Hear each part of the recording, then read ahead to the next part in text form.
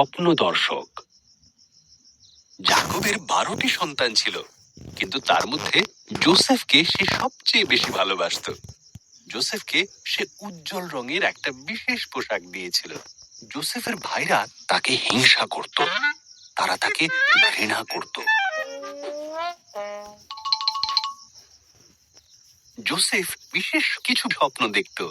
সে বলল, স্বপ্নে আমরা গমের আঁটি বাঁধছিলাম। তোমাদের বাঁধা গমের আঁটি আমার বাঁধা গমের আঁটির কাছে মাথা নুইয়েছিল। এই শুনে যোসেফের ভাইরা তাকে আরো হিংসা করতে লাগলো।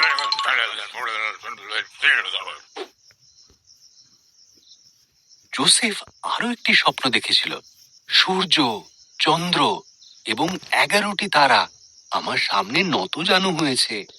তার বাবা আর ভাইয়েরা অভিযোগ করলো, তুমি কি বলতে চাও? তুমি আমাদের শাসন করবে?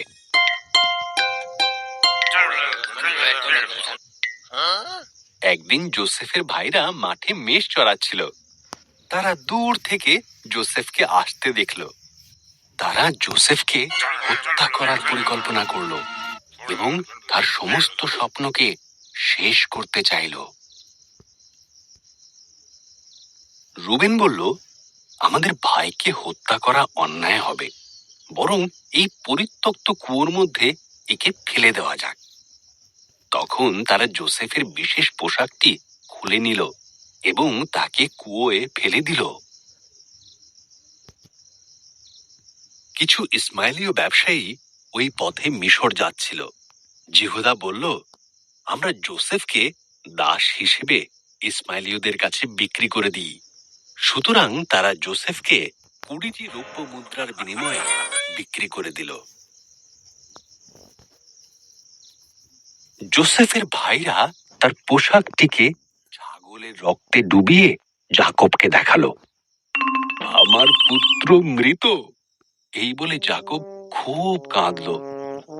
ইতিমধ্যে যোসেফকে মিশরে নিয়ে যাওয়া হলো, কিন্তু ঈশ্বর যোসেফের সাথেই ছিলেন। মিশরে ইসমাইলীয়রা যোসেফকে ফরৌনের এক সেনাপতি পটিফারের কাছে বিক্রি করে দিল। ঈশ্বর যোসেফকে আশীর্বাদ করলেন এবং সে জীবনে প্রতিষ্ঠিত হল। পটিফার তার গৃহের দেখাশোনার দায়িত্ব যোসেফকে দিল।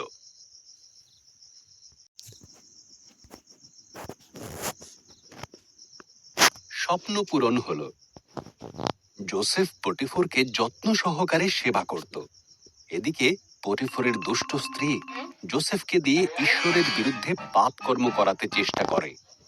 যোসেফ অস্বীকার করে। তখন সে মিথ্যা বদনাম দেয়। পটিফার স্ত্রীর কথা বিশ্বাস করে এবং যোসেফকে কারাগারে বন্দী করে। কারাগারে ফরৌনের 2 দাসের সাথে যোসেফের পরিচয় হয়। তাদের প্রত্যেকের একটি করে স্বপ্ন ছিল। ঈশ্বর যোসেফকে সেই সব স্বপ্নের অর্থ দেখান। যোসেফের ব্যাখ্যা সত্য বলে প্রমাণিত হল। পানপাত্রবাহক ছাড়া পেল আর রুটি নির্মাণকারীর ফাঁসি হল। 2 বছর পর ফরৌন 2টো দুঃস্বপ্ন দেখল।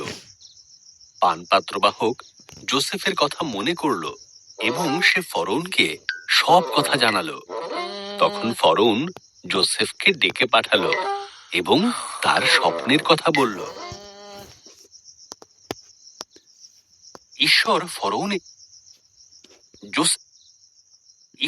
ফরৌনের সেই স্বপ্নের অর্থ যোসেফকে দেখালেন।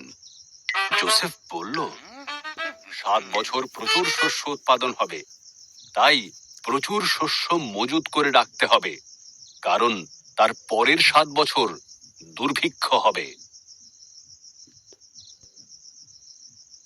যোসেফের পরামর্শ ফরৌনকে মুগ্ধ করল। সুতরাং সে যোসেফকে সমস্ত খাদ্যশস্য মজুত করার দায়িত্ব দিল।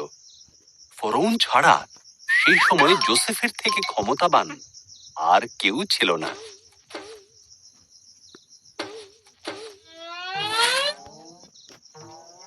যোসেফের ভাইয়েরা খাদ্যশস্য কেনার জন্য মিশরে গিয়েছিল।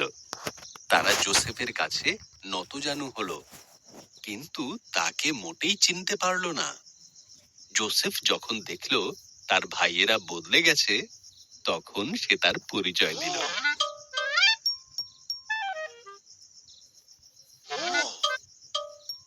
জোসেফের ভাইয়েরা ভয় পেয়ে গিয়েছিল।